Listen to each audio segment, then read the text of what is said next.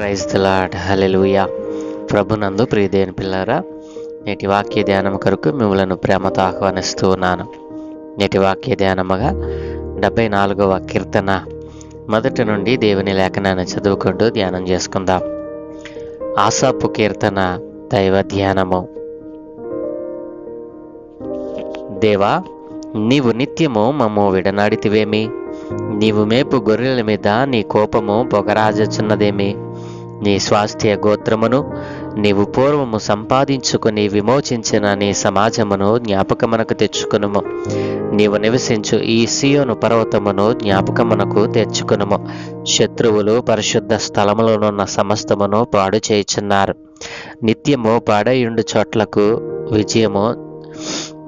విజయము చేయము.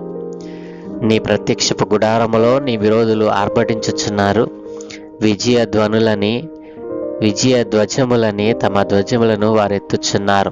దట్టమైన చెట్ల గుబురు మీద జనులు గొడ్డండ్లను ఎత్తినట్లుగా వారు కనబడుదురు.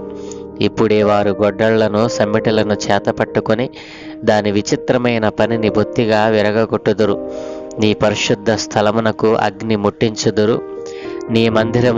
నీ నామ మందిరమును నేల పడగొట్టి అపవిత్రపరచుదురు.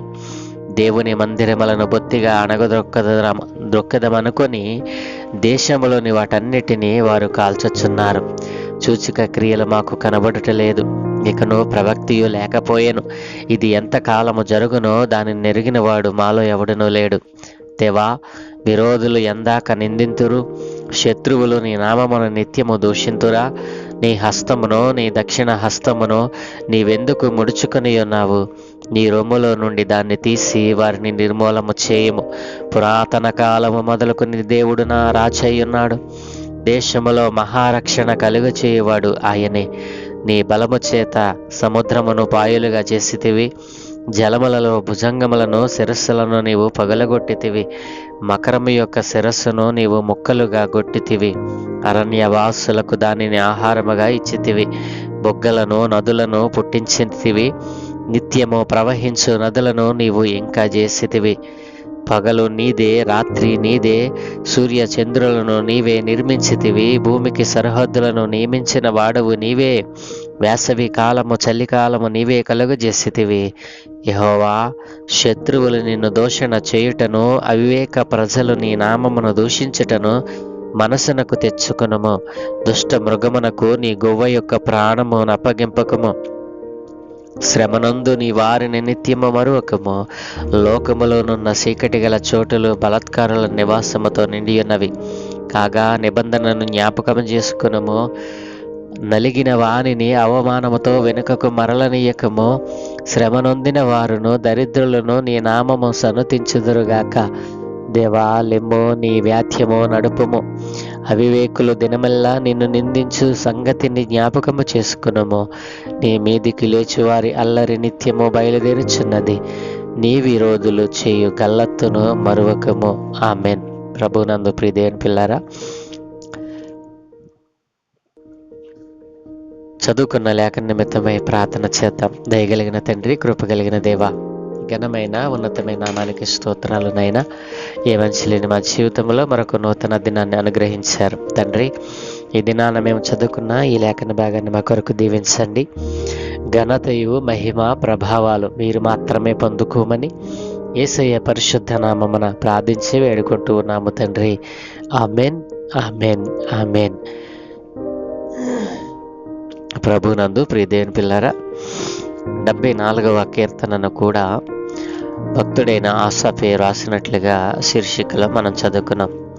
ప్రియదేవుని పిల్లారా, ఈ ఆసాఫు దావీదు పరిపాలించిన కాలంలో జీవించినటువంటి వ్యక్తి. దావీదు ఏ రీతిగా అయితే ప్రవక్తగా ఉన్నాడో, ఆసాఫు కూడా మరి దావీదు ప్రవక్త అయితే ఆసాఫు దీర్ఘదర్శిగా పిలువబడ్డాడు.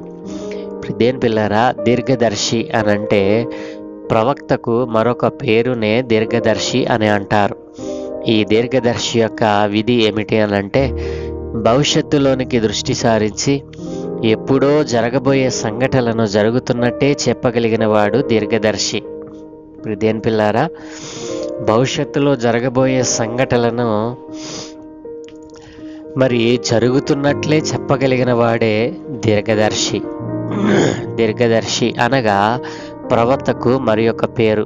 ప్రియదేని పిల్లారా, మరి ఈ 74వ కీర్తనలో మరి భక్తుడైన ఆసాపు మరి ఈ కీర్తన వ్రాస్తూ అంటూ ఉన్నాడు కదా, ఈ కీర్తన మరి దేవుని యొక్క ఆత్మ ద్వారా, దేవుడు పరిశుద్ధాత్మ ద్వారా ఆసాపుతో రాయించినట్లుగా దేవుని మహాకృప, దేవుని యొక్క దయ, దేవుని యొక్క కరుణ మరి రాబో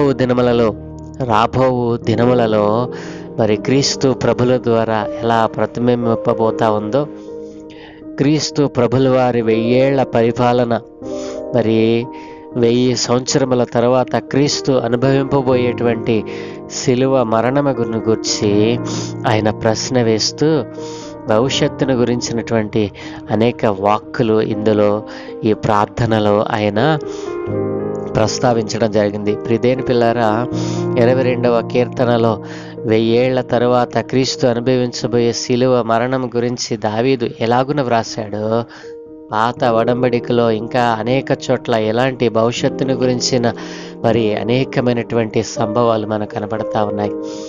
ప్రియదేని పిల్లారా, మరి ఈ యొక్క కీర్తన భవిష్యత్తులో అనుభవించబోయే దేవుని ప్రజల కోసమని పవిత్రాత్మ ఈ ప్రార్థనను ఆసాపు కలం ద్వారా వెలువరించాడు.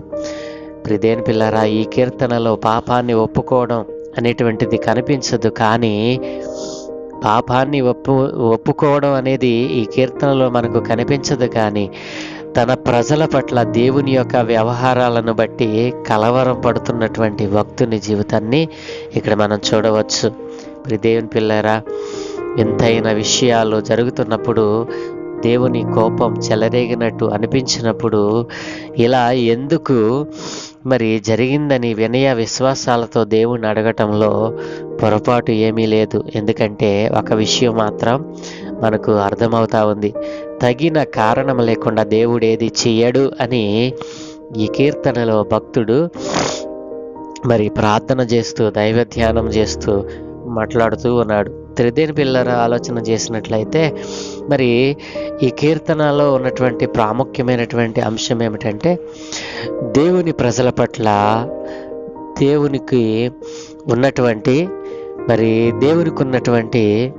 మరి అభిప్రాయం ఏమిటి, దేవునికి ఉన్నటువంటి అభిప్రాయం ఏమిటి, దేవుని ప్రజల పట్ల దేవునికున్న అభిప్రాయం ఏమిటి. ఈరోజు మనం చూసినట్లయితే దేవుని ప్రజలను మరి దుష్టుడైన భక్తిహీనులైన వారు అనేక రకాలుగా వారిని హింస పెడతా ఉన్నారు, బాధలు పెడతా ఉన్నారు. దేవుని యొక్క మందిరాలను మరి వారు సుత్తులను సమిటలను చేతబట్టి మరి తుత్తునీయులుగా చేస్తూ ఉన్నారు, దేవుని మందిరాలను కాలుస్తూ ఉన్నారు. ప్రియదేని పిల్లలు ఆలోచన చేశారా, ఈ ప్రవచనము 1000 సంవత్సరాలకు పూర్వమే వ్రాయబడింది. ఇది ఈ దినాల్లో జరుగుతూ ఉందా లేదా? ప్రియదేవుని పిల్ల ఆలోచన చేయండి. దేవుని మందిరాలను కాలుస్తూ ఉన్నారు, దేవుని సేవకులను మరి కొడతా ఉన్నారు, దేవుని సేవకులను చంపుతూ ఉన్నారు. మరి ఈ ప్రవచనము ఆనాడు పవిత్రాత్మ ద్వారా, పరిశుద్ధాత్మ ద్వారా ఆసాపు భక్తునిలో దేవుడు పుట్టించాడు. ఆ పుట్టించిన మాటను ఆయన ఇక్కడ మరి ప్రార్థన దైవ ధ్యానంగా వ్రాయగలిగాడు. ప్రియదేని పిల్లరా, దేవుడు ఉన్నతుడు. ఆయన చిత్తము లేకుండా ఏది కూడా ఆయన తన ప్రజలలో జరగనేయడు. మరి తన చిత్తము లేకుండా, తగిన కారణం లేకుండా దేవుడు దేనిని ఎవరి జీవితంలో కూడా అనుమతించాడు. ప్రియదేని పిల్లరా, ఆ దినాన్న ఆసాపు భక్తునిలో నుండి దేవుడు రాయించిన పవిత్రాత్మ ద్వారా, పరిశుద్ధాత్మ ద్వారా రాయించిన ప్రతి మాట ఈ దినాలలో మనం నెరవేరటం చూస్తూ ఉన్నాం. ప్రియదేని పిల్లరా, అవును, దేవుని యొక్క మందిరాలను తగులబెడతా ఉన్నారు, దేవుని యొక్క మందిరాలను పాడు చేస్తూ ఉన్నారు, ధ్వంసం చేస్తూ ఉన్నారు. ఇవన్నీ 1000 సంవత్సరాలకు పూర్వమే భక్తుడైన దీర్ఘదర్శి అయిన ఆసాపు ద్వారా దేవుడు మరియు రాయించాడు. ప్రియదేని పిల్లారా, ఆయన ఇన్ని సంభవాలు జరుగుతూ ఉన్నా, దేవుని ప్రజలు ఇబ్బందుల పాలవుతా ఉన్నా, దేవుడు ఈ లోకములో ఉన్న సమస్తమును ఆయన ప్రేమిస్తూ ఉన్నాడు. ప్రియదేని పిల్లరా, మనం ఇక్కడ చూసినట్లయితే దేశంలో ఇంత అక్రమం జరుగుతూ ఉన్నా దేవుడు ఎందుకు ఊరుకుంటా ఉన్నాడు? తగిన కారణం లేకుండా దేవుడు ఏది ఎవరిని చేయనివ్వడు. ప్రియదేని పిల్లరా, ఇది జరగటము దేవుని చిత్తమేమో. అలా జరగటం వలన అనేక మంది దేవునిని విశ్వసించటం మరి ఈ దినాన్ని మనం చూస్తూ ఉన్నాం.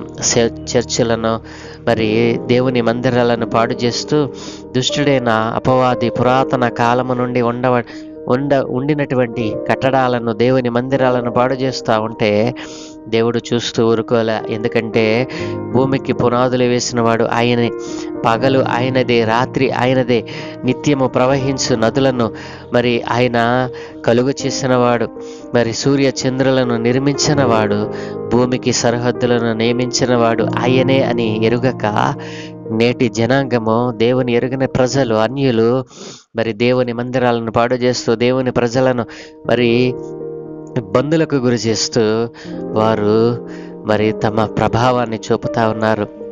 ఏది కూడా దేవుని చిత్తము లేకుండా జరగటం లేదు. ప్రియ విశ్వాసి, నీవు గమనించావా? దేవుని చిత్తము లేకుండా ఏది మన జీవితాల్లో ఆయన అనుమతించాడు.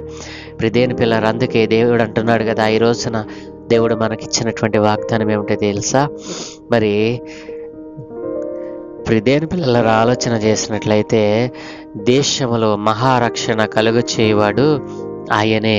ఈ రీతిగా ప్రజలు దేశము పాడైపోయినప్పుడు మరి సమస్తమును కూడా అనుమతించినవాడు ఆయనే. అయితే ఒకవేళ నీవు ఇట్లాంటి దుర్మార్గుల వలన, దుష్టుల వలన నీవు మరి ఆపదలోనికి నెట్టబడ్డావా? ఈ దుష్టులు నీ మీద పగబట్టి నీ మీదకి లేస్తా ఉన్నారా?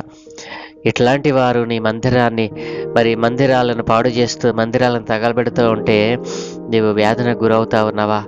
అయితే దేవుడు దేశములో మహారక్షణ కలుగజేస్తానంటున్నాడు. ఈ రోజున దేవుడు మనకిచ్చిన వాగ్దానం ఏంటో తెలుసా? దేశములో మహారక్షణ కలుగచేయువాడు ఆయనే. మహారక్షణ ఎవరి వలన సాధ్యమవుతుంది? ఆ సర్వాధికారి అయిన దేవుని వలననే. కాబట్టి సూర్య చంద్రులను కలుగు చేసినవాడు, భూమికి పునాదులు వేసినవాడు, భూమికి సరిహద్దులను నిర్మించినవాడు, సూర్య చంద్ర నక్షత్రాలను చేసినవాడు, సర్వశక్తి కలిగిన దేవుడు ఈరోజు నీతో నాతో మాట్లాడుతూ ఉన్నాడు. ఏంటో తెలుసా? దేశంలో మహారక్షణ కలుగజేయబోతా ఉన్నాను. ఆ మహారక్షణ కలుగజేయవాడును నేనే అని ఆయన మరి వాగ్దానం చేస్తూ ఉన్నాడు. ప్రియదేవుని పిల్లరా, ఎక్కడ మందిరం తగలబడుతుందో అక్కడ మరి విశ్వాసము, ఉజ్జీవము, దేవుని నామము మరి ప్రబలతా ఉంది.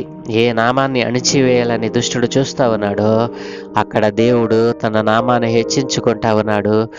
అక్కడ మహారక్షణ కలుగ చేయటానికి ఆయన పూనుకుంటా ఉన్నాడు. ఈ రోజున ఆ మహారక్షణ పొందుకోవటానికి నీవు సిద్ధపడతా ఉన్నావా? నా ప్రియ సహోదరి, సహోదరుడా, నీవింకను సజీవుడైన నిజమైన దేవుని నామాన్ని ఎరగలేదేమో. ఒక్కసారి నీవు ఈరోజు దేవుని వాక్యాన్ని వింటున్న నీ జీవితంలో మహాదేవుడు, గొప్ప దేవుడు, సూర్యచంద్ర నక్షత్రములను చేసినవాడు, ఈ లోకమును పరిపాలిస్తున్నవాడు, సర్వాధికారి అయిన దేవుడు నేను ప్రకటిస్తున్న నజరేయుడైన యేసు క్రీస్తు ప్రభులవారు, ఆ క్రీస్తు ప్రభులవారు ఈరోజు మరి నీకు రక్షణ ఇవ్వాలని ఆశపడతా ఉన్నాడు. దేశములో మహారక్షణ కలుగు చేయవాడు ఆయనే. ఆయన ద్వారానే తప్ప ఏ నామమున రక్షణ లేదు. ఎవని నామమున మనకు స్వస్థత కలుగదు. ఎవరు మనలను రక్షించేవారు లేరు. ఆపద కాలములో రక్షించువాడు, ఆపద కాలము నుండి తప్పించువాడు, ప్రమాదాల నుండి విడిపించువాడు ఆ రక్షణకర్త అయిన సర్వాధికారి అయిన దేవుడే. కాబట్టి దేవుడు ఈ రోజున మనకు వాగ్దానం చేస్తూ ఉన్నాడు. దేశములో మహారక్షణ కలుగు చేయవాడు ఆయనే. ఆయనే సమస్తమును నడిపిస్తూ ఉండగా ఆయన రక్షణలో ఆయన ఉచితమైన కృపను పొందుకోవాలని ఆశపడతా ఉన్నావా? ఆసాపు భక్తుని ద్వారా 1000 సంవత్సరములకు పూర్వమే రాయబడినటువంటి సంభవాలు ఈ దినాన మనం చూస్తున్నామే. చర్చిలు, మసీదులు, దేవాలయాలు పడగొట్టబడతా ఉన్నాయి, ధ్వంసం చేయబడతా ఉన్నాయి. దుష్టుడైన అపవాది వాడికి ఇష్టం వచ్చినట్లుగా చేయాలని చూస్తూ ఉన్నాడు. అయినా దేవుడు మహారక్షణ కలుగు చేయాలని ఆశపడతా ఉన్నాడు. ఎవడైతే చర్చి మీద దాడి చేస్తూ ఉన్నాడో ఆ దుష్టులను సైతం రక్షించాలని, వారికి రక్షణ అనుగ్రహించాలని దేవుడు చూస్తూ ఉన్నాడు. ఆ ఆ దుష్టులైన వారికి నీ మాటలను, మరి దేవుని యొక్క మాటను పరిచయం చేసేటువంటి బాధ్యత నీపై నాపై ఉంది కదూ. కాబట్టి ఏ విధము చేతనైనను దేవుని సువార్త అన్యజనులకు ప్రకటింపబడాలి. అందరూ అంతటా దేవుని నామాన్ని అంగీకరించాలి. ఏ నామము లేకుండా చేయాలని చూస్తున్నవాడు ఆ దుష్టుడైన అపవాది ఓడిపోవాలి. అలా చేయాలంటే నీవు దేవుని యొక్క విశ్వాస్యతలోనికి నడిపింపబడాలి. దేవుని యొక్క గొప్పతనాన్ని అనేక మందికి తెలియచేసేవానిగా నీవు మారాలి. అప్పుడే దేవుడు నీ పట్ల ఆయన ఉచితమైన కృపను చూపగలడు. దేశములో మహారక్షణ కలుగ చేయటానికి ఆయన పూనుకున్నాడు. ఆయనతో చేతులు కలుపుతావా? దేశంలో రక్షణ లేని వారికి దేవుడు ఒకనొక దినాన మహారక్షణ కలుగ చేయాలని ఆశపడతా ఉన్నాడు. ఆ రక్షణ మరి సహాయము దేవుడు కలుగ చేస్తూ ఉండగా ఆయనకు ఉపయోగపడే పాత్రగా నీవు ఉంటావా? అలాగనైతే నాతో కలిసి చిన్న ప్రార్థన చేయి.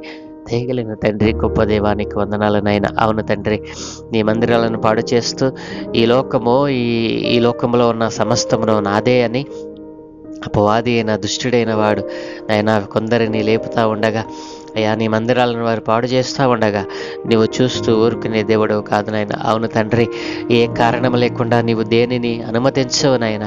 ఈ దుష్ట కార్యాలు చేయుట ద్వారా విశ్వాసము ప్రజలలో ప్రబలినట్లుగా మహారక్షణ కలుగజేస్తానని అయ్యా నీ వాగ్దానం చేస్తావు నాయన. 1000 సంవత్సరాలకు పూర్వమే నీ భక్తుడైన దీర్ఘదర్శి అయిన ఆసాపు ద్వారా నాయన నీవు రాయించావు. అవును తండ్రి, ఈ దినాన మేము కళ్ళారా చూస్తూ ఉన్నాం నాయన.